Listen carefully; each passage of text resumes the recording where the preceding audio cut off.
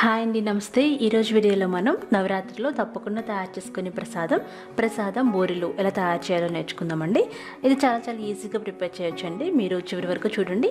అది కూడా బెల్లంతో తయారు చేసుకుందాం. మరి దీనికోసం 1 కప్పు మినపప్పు, అలాగే 2 కప్పుల బియ్యం వేసుకొని ఒక గిన్నెలో బాగా కడిగి నానబెట్టుకోవాలి.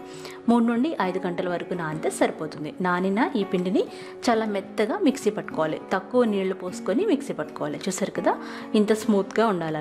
ఇప్పుడు దీంట్లో మనం వేలు పెట్టి ముంచి తీసినట్లయితే ఈ కోటింగ్ ఎంత థిక్గా వస్తుందో మనకి అంత థిక్గా మన బూరెలకి కోటింగ్ పడుతుంది. మీరు కావాలనుకుంటే ఇంకొంచెం వాటర్ కూడా పోసుకోవచ్చు. ఇప్పుడు అందులో 1/2 టీ స్పూన్ ఉప్పు వేయాలి. అలాగే ఒక 2 టీ స్పూన్ల వరకు పంచదార వేసుకోవాలి. పంచదార వేసుకొని పక్కన పెట్టేసుకోండి. 1 గంట పాటు నానబెట్టుకోవాలి. ఆ తర్వాత మరొక కడాయి పొయ్యి మీద పెట్టి 2 టీ స్పూన్ల నెయ్యి వేసి, నెయ్యి కాగిన తర్వాత 1 కప్పు బొంబాయి రవ్వ లేదా ఉప్మా రవ్వ వేసి దోరగా వేయించుకొని పక్కన పెట్టుకోవాలి. ఇది మాడిపోకుండా చూసుకోవాలి. ఇప్పుడు అదే బాండీలో 2 కప్పుల నీళ్లు పోసుకోవాలి.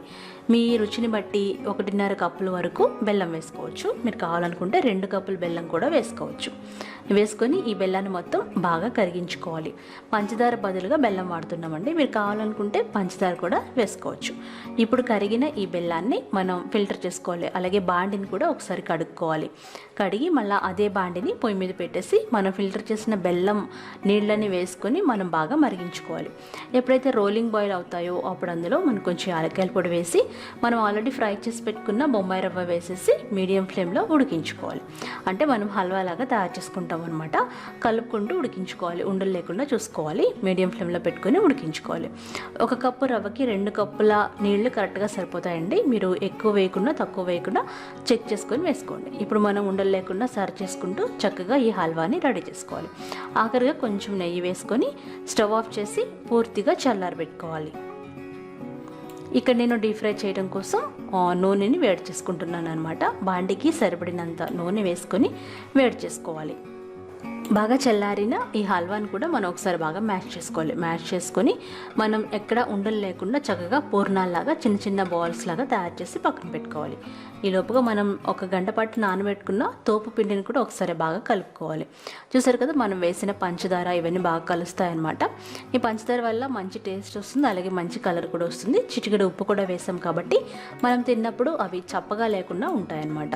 ఆ తర్వాత మనం రెడీ చేసి పక్కన పెట్టుకున్న ఈ పూర్ణాలు వేసేసి ఇలా చేత్తో తీసుకొని వీటిని డైరెక్ట్గా మనం కాగిన నూనెలో వేసుకొని డీప్ ఫ్రై చేసుకోవాలి. బాగా కాగిన నూనెలో వేసి మీడియం ఫ్లేమ్లో పెట్టి మనం మంచి బ్రౌన్ కలర్ వచ్చేంత వరకు వేయించుకోవాలి. ఈ ప్రసాదం పూర్ణాలు క్రిస్పీగా ఉంటే బాగుంటాయండి. సో మంచి కలర్ వచ్చేంత వరకు చక్కగా వేయించుకొని తీసేయండి.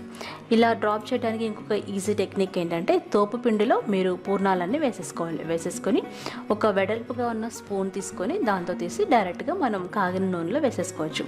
ఇలా వేస్తే మనకి చాలా ఈజీ అవుతుంది. అలాగే ఎక్కడ ఆ తోకలు లేకుండా ఉంటాయన్నమాట. చక్కగా రౌండ్గా వస్తాయి.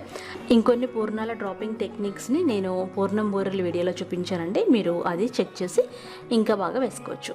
ఇప్పుడు వీటిని కూడా మనం మంచి బ్రౌన్ కలర్ వచ్చేంత వరకు మీడియం ఫ్లేమ్లో పెట్టుకొని కలుపుకుంటూ డీప్ ఫ్రై చేసుకోవాలి. అంతేనండి, ఎంతో రుచికరమైన ప్రసాదం బూరెలు రెడీ అయిపోయినాయి. చాలా టేస్టీగా ఉంటాయి. ఇవి 2 రోజుల వరకు ఫ్రిడ్జ్లో పెట్టకపోయినా నిల్వ ఉంటాయి అనమాట. ఈసారి మీరు తప్పకుండా ట్రై చేసి నాకు ఫీడ్బ్యాక్ పంపించండి. చాలా ఈజీ అండి. మీరు క్రిస్పీగా కావాలి అనుకుంటే మరి కాసేపు వేయించుకోవచ్చు. అంతేనండి.